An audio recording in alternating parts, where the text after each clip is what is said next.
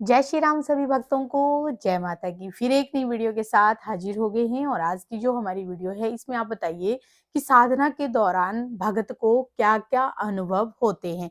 कौन-कौन से ऐसे अनुभव जो है आपके साथ हो सकते हैं जब भी आप कोई साधना जैसे गुप्त नवरात्रि, नवरात्रि में या कोई भी आप संकल्प लेकर साधना कर रहे हैं, वो सब जानकारी आपको मिलेगी। हमारे साथ अंत तक बने रहना, तभी आपको सारी वीडियो समझ में आती है। और अभी तक अगर चैनल को सब्सक्राइब नहीं किया है तो सब्सक्राइब करके रखिए। चलिए शुरू करते हैं आज की वीडियो। जय श्री राम। जय श्री राम, जय श्री बालाजी महाराज। भाव के बगैर कुछ भी नहीं है। भाव है तो भगवान है और भाव नहीं तो भगवान नहीं। भक्त है तो भी भगवान है, अगर भक्त नहीं तो भगवान नहीं। ये एक ऐसा अटूट रिश्ता है, ऐसा रहस्यमय रिश्ता है जो जब भक्त परेशान होता है तो भगवान उन्हें आकर अपनी सेवा देते हैं और उनको उपकार करते हैं और उन्हें हर वक्त उन रक्षा मुसीबत से निकालकर उनकी रक्षा करते हैं। इसी प्रकार से क्या होता है कि जिस प्रकार से आपको पता है गुप्त नवरात्रि का मतलब क्या है। गुप्त नवरात्रि का मतलब ये नहीं है कि गुप्त रहकर पूजा कर रहे हो। पुत्र, मेरी आराधना कर, मेरी सेवा कर। मैं तुझे और तेरे परिवार के ऊपर उपकार करने के लिए आया हूं या आई हूं। अपनी भक्ति का मौका देना, सुनहरा अवसर सामने दे देना। अगर धन का पटाला आपके सामने रख दिया जाए तो भागकर आप टूट पड़ोगे। जब सूक्ष्म रूप कहते हैं कि इस रहस्यमय शक्ति का पटाला आपके सामने पड़ा हो, तब आप उस पटाले को खोलने के लिए प्रयास पता करते हो। चाबी किसी के पास नहीं है, चाबी बनाना भी आपके हाथ में है, उस चाबी का ताला खोलना भी आपके हाथ में है। अब वो करना क्या ऐसा होता है कि ऐसे कि गुप्त रूप की साधना। ये संसार जो है बहुत तकड़ी माया है। इस माया से बचने के लिए माया रूप की साधना करनी पड़ती है। माँ कालका रूप की साधना करनी पड़ती है, माँ धूमा रूप की साधना करनी पड़ती है, माँ बंगला मुखी रूप की साधना करनी पड़ती है। क्योंकि जब दुष्ट अति कर देते हैं तो बचाव के लिए हमें अपनी माँ की शरण में जाना पड़ता है। जब आपने देखा होगा, बचपन से ही आप इस बात को जानते होंगे, कोई व्यक्ति अगर आपको मारता है तो आपके अंदर से माँ माँ माँ बोल के देखिए, अंदर की आवाज है, अपने आप ही अंदर निकल की आती आवाज है। निकलती है। साल के अंदर 4 नवरात्रि आना साफ साफ किताबी संकेत नहीं है, ज्ञानी संकेत है। नवरात्रि होती है, एक खुली और दो बंद, दो खुली और दो बंद। ये क्यों है? ऐसा क्यों है? शक्ति स्वयं कह रही है कि आप कोई माया रूपी संसार से बचने के लिए मेरी आराधना करनी पड़ेगी। भगवान स्वयं आपको मौका दे रहा है, अवसर दे रहा है। जीवन में मेरे को मेरे क्लास में एक गुरुजी उन्होंने कहा था कि बेटा अगर 10वीं कर ली ना तो +2 कर लेगा। ये बात याद रखियो। जीवन में अवसर और मौका बार-बार नहीं आता। मैंने कहा क्या ऐसे गुरुजी? उन्होंने कहा कि अवसर जो होता है ना, अवसर और मौका परिभाषा एक ही है। वो आगे से बहुत करूप होता है और उसके आगे बहुत घने बाल होते हैं, पीछे से गंजा होता है। हर किसी के जीवन में 10वीं ज़रूर आती है, 8वीं ज़रूर आती है। कोई व्यक्ति तो उस कठिन रास्ते को खोलकर देख लेता है। तो और कोई व्यक्ति जब वो देखने की कोशिश करता है तो वो पीछे से गंजा होता है, हाथ मारते तो हाथ नहीं आता है, फिसल जाता है हाथ। तो इसी प्रकार से इसी को अवसर कहते हैं, इसी को मौका कहते हैं। इसी को आपके जीवन में गुप्त नवरात्रि, अगर आपकी जवानी के रूप में आपको ज्ञान आ चुका है कि गुप्त नवरात्रि में है, तो इस प्रकार से साधना अगर आप कर रहे हो, माँ की आराधना अगर आप कर रहे हो, तो उसमें अनुभव भी होंगे।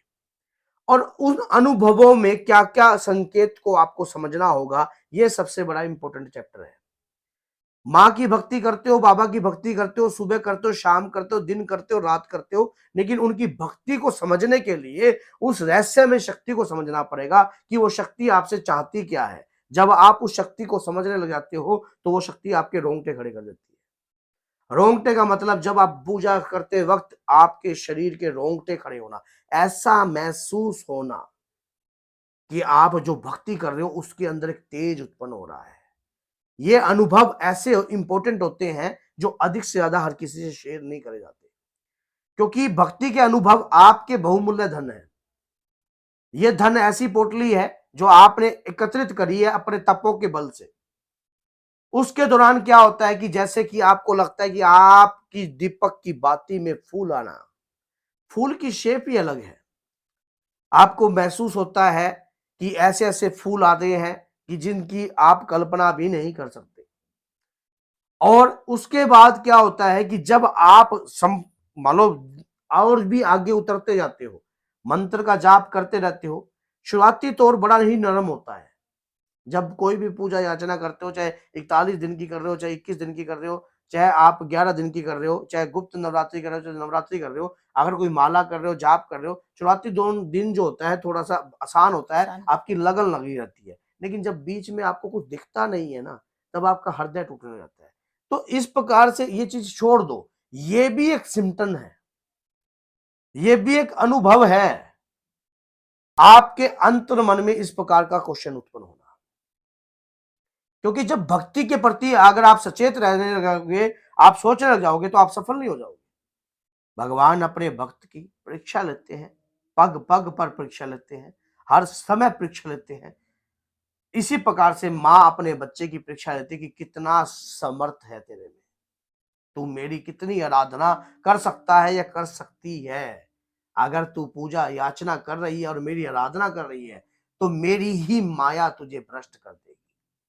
अब उस माया से बचना है तो उसके लिए गुरु होता है, जो पग पग पर, जैसे आपको मेरी वीडियो के माध्यम से भी अगर आप माँ की बाबा की भक्ति कर रहे हो, सुनने को मिल रहा है, इस बात को समझने को मिल रहा है कि ये चीजें भी हो सकती हैं। होने में क्या नहीं हो सकता, सारा संसार ही माया है उसकी। तो सब कुछ, यहां से लेके ऊपर से लेके नीचे तक कुछ भी, फिर मलिन ख्याल आ जाना, आप सोचते हो मेरी भक्ति नष्ट हो गई, मेरी भक्ति करप्ट हो गई। मलिन ख्याल आने के बाद आपकी बॉडी में अगर कोई परिवर्तन नहीं होता ना, कोई एक्टिविटी नहीं होती, तो आप भ्रष्ट नहीं होते हो, यह बात याद रखना।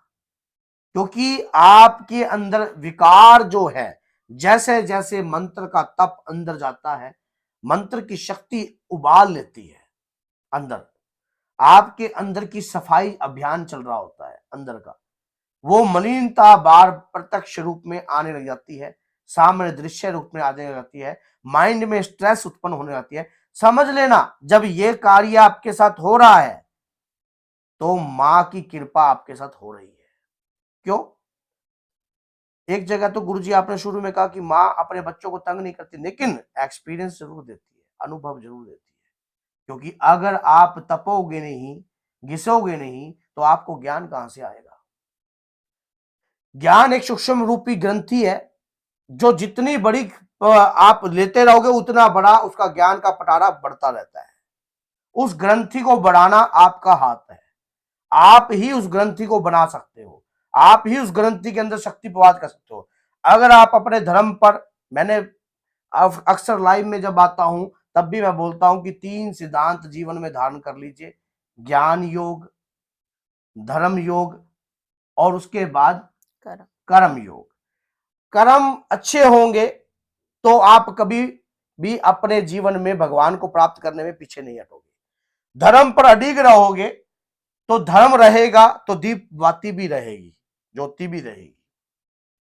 उसके बाद आ गया ज्ञान योग। ज्ञान होगा तो ही उस रहस्यमय शक्ति को प्राप्त करने। मार्कंडेय ऋषि जी जब दुर्गा सप्तशती को लिख रहे थे, तब उन्होंने बहुत सारी बातों पर विशेष ध्यान किया और भगवान शिव को दिखाने का प्रयास किया कि हे प्रभु, मैं मां का रहस्यमय शक्तियों का गुणगान जो है इसमें कर रहा हूं, आप मुझे आज्ञा दीजिए कि मैं इसे पूर्ण कर सकूं। तब भगवान शिव ने मार्कंडेय ऋषि को ज्ञान दिया कि जिस शक्ति की आप रहस्य लिखने जा रहे हो, उस शक्ति का ज्ञान इस संसार में कोई नहीं पास आया, कोई नहीं इस शक्ति का ज्ञान पा पाया, क्योंकि वो शक्ति भगवान विष्णु की मौन इंद्रा है, भगवान विष्णु का मोहिनी रूप है। तो वो जो उस शक्ति को ज्ञान प्राप्त करने का प्रयास करता है, उसको प्राप्त करने की कोशिश करता है, वो स्वयं ही उसमें मलिन हो जाता है। वो एक ऐसी रहस्यमय शक्ति है, अभी आपको बताने से भी मेरे रोंगटे खड़े हो रहे हैं, क्योंकि मेरी माँ की कृपा जो है, मेरी माँ बंगला की कृपा है, मेरी माँ शाकुंभरी की कृपा है, मेरी माँ कालका की कृपा है, मेरे शरीर पर वास करती है। मेरी माँ की रहस्यमय शक्ति मेरे शरीर पर वास करती है और उसकी कृपा से ही क्योंकि उसका अगर इतना भी मैं ज्ञान दे दूं, ये भी मेरे लिए थोड़ा है, क्योंकि मेरे मुख से मैं नहीं मानता कि मैं कुछ बोल सकता हूं। लेकिन उस शक्ति के अंदर इतनी अपार शक्ति है, जब आप उसकी भक्ति करने लग जाते हो, वो शक्ति आपके अंदर ऐसे वास करती है, अंदर से अपने आप प्रकट होती है। बताने की आवश्यकता नहीं पड़ती, कुछ करने की आवश्यकता नहीं पड़ती, सब कार्य अपने आप होने लग जाते हैं, सब रास्ते अपने आप खोलने लग जाते हैं। वो आपको एक बहुमूल्य सितारा बना देती है। लेकिन उस स्थिति तक पहुंचने के लिए आपको प्रयास करना पड़ता है। अगर आप एक नवरात्रि प्रयास करोगे और सोचोगे कुछ नहीं मिला, और दूसरी नवरात्रि फिर करोगे, लगे रहो। क्योंकि जब मैंने आपको ग्रंथ में बताया कि मार्कंडे जी ऋषि, जिन्होंने स्वयं दुर्गा सप्तशी को लिखा,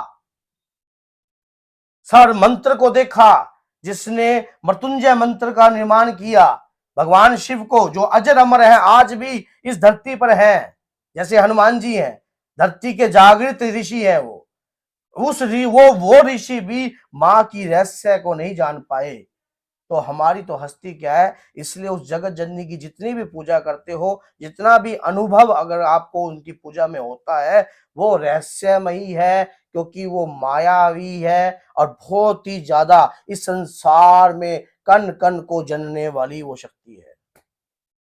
जब उस हम उसका क्या रहस्य पा पाएंगे, अब बताओ, हम उसके अनुभव क्या करेंगे। वो हमें सब कुछ देखती है, अपनी जरूरत के हिसाब से सब कुछ आपको देगी, सब कुछ।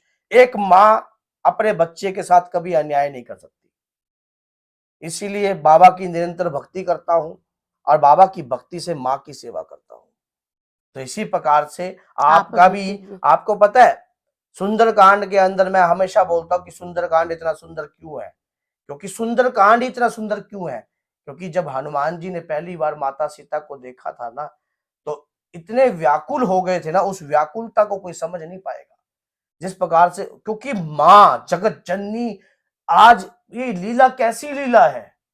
एक बार तो स्वयं महादेव शिव स्वयं वानर रूप में आकर हैरान हो गए उस लीला को देखकर, क्योंकि मां की लीला, इतने कष्ट झेलने के बाद भी राजा की पुत्री, राजा जनक की पुत्री वन में गई, 14 वर्ष वनवास काटा, उसके बाद एक धोबी के कहने से, उसके बाद गर्भवती होने के बाद भी जंगलों में अपने बच्चों को जन्म दिया, वाल्मीकि ऋषि के आश्रम में। पाया क्या, मां की उन्होंने दिखाया कि कष्ट, मां के अंदर कितनी शक्ति होती है। एक मां 100 बच्चों को भी पाल सकती है। तो इसी प्रकार से उस रहस्य में शक्ति को प्राप्त करना है, तो उसके रहस्य को समझने की कोशिश कीजिए। लेकिन आप समझोगे जब आप उन्हें दिल से प्यार करोगे, क्योंकि वो स्वयं ही समझाती हैं। जिस प्रकार से मेरे पीछे देखकर वो स्वयं ही समझा रही है, और स्वयं ही बता रही है, और स्वयं ही बता रही है कि आप ये कार्य कीजिए, और गुप्त नवरात्रि पर ऐसे उतर जाइए जैसे कि जल के ऊपर भाग रहे हो। महसूस हो गया आपको सिम्टम्स, अनुभव बहुत तगड़े। मैंने जो अनुभव बताए प्रैक्टिकल बताए, क्योंकि हम भी माँ की पूजा आराधना करते हैं, माँ के भक्त हैं, माँ के, मैं तो एक धूल ही मानूंगा, क्योंकि वो तो उसकी किस कृपा है कि वो हमें उठाकर कहाँ बिठा रखा है उसने।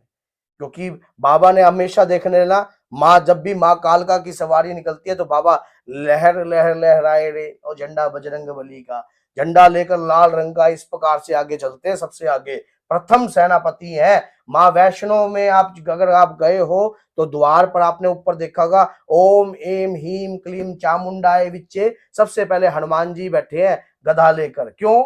इसीलिए अगर आपको उस बड़ी रहस्यमय शक्ति को प्राप्त करना है, तो उस देवता को मनाना जरूरी है उस कलयुग के राजा को भी मनाना जरूरी है। तो उस कलयुग के माध्यम, राजा के माध्यम से ही वही आपका, क्योंकि आपने देखा नहीं, कलयुग में गोस्वामी तुलसीदास जी को जब एक प्रेत ने बता दिया कि तुझे अगर राम जी के दर्शन करने हैं, तो हनुमान जी के दर्शन करने पड़ेंगे। मानो कलयुग के राजा को पटाना बहुत जरूरी है, कलयुग के राजा की साधना करनी बहुत जरूरी है कलयुग की, क्योंकि वो ही संकट मोचन, नाम ऐसे नहीं रखा, संकट मोचन नाम तिहारो, क्योंकि संकट मोचन नाम तुम्हारा है। हर घर के संकट, हर गृहस्थी के संकट, हर परिवार के संकट, संकट मोचन ही जो है हरेंगे। इसी प्रकार से अगर आप माँ के भक्त हो, बाबा के भक्त हो, इसलिए मैं इन दो शक्तियों की आराधना करता हूँ, हमेशा करता हूँ, और इनके बगैर कुछ भी नहीं है। माता मदानन, माता मसाणी, मरगट वाली, जोगांगन माता, सारी माताएं जो है माँ कालका ही है, कलयुग की जागृत देवी है। तो इसी प्रकार से गुप्त नवरात्रि भी प्रथम जो देवी है माँ कालका ही है, माँ दुर्गा ही है ये। और तंत्र की महागुरु भी और माँ इसी काली। प्रकार से आपको अगर आपको इस कार्य को करना है तो सूक्ष्म रूप से और अपना चुपचाप। चुपचाप गुप्त रूप से आप जो भी भक्ति करते हो, पूजा करते हो, जो भी सिम्टम्स आपको अनुभव होते हैं, जो अनुभव आपको हो रहे हैं, ये प्रैक्टिकल अनुभव के बारे में मैंने आपको बता दिया, तो ये अधिक से ज्यादा शेयर नहीं करने होते। सुपर थैंक्स के जरिए आप मेरे से पूछ सकते हो, गुरु से शेयर कर सकते हो। हर किसी से इन चीजों को बताओगे, अनुभव कम होने लग जाएंगे। तो बोलिए जय सीताराम। वीडियो थोड़ी लंबी बन गई, बालाजी महाराज कल्याण करें। जय माता।